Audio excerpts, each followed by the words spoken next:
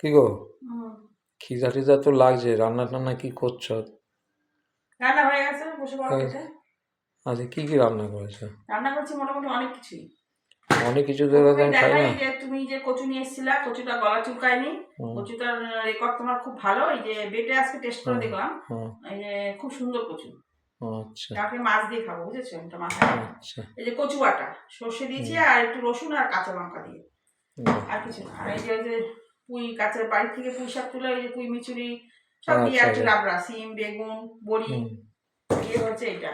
আচ্ছা, আর হচ্ছে এই যে টমেটো দিয়ে ডাল। ডাল, হ্যাঁ। ভালো খাবার। হ্যাঁ, ভালো খাবারই হয়েছে। আর একটা আজকে একটু অন্যরকম ভাবে রান্না করেছি। হ্যাঁ, আর এই ভাজা আছে এই যে এই মা, বেগুন ভাজা, কুমড়ো ভাজা, আলু ভাজা। ফোন আসছে, আসো ফোন আসছে, আসো আসো। আর এই যে নাম্বার উঠে আছে, হ্যাঁ, এই যে বাবা, ভালোই আছে, আমার আজকে তো সে একটু খাইতেই অন্যরকম না। ভাবে রান্না করেছি। বাহ, আর ভাত। আমি দিদেও ভাত। ওকে, হ্যাঁ।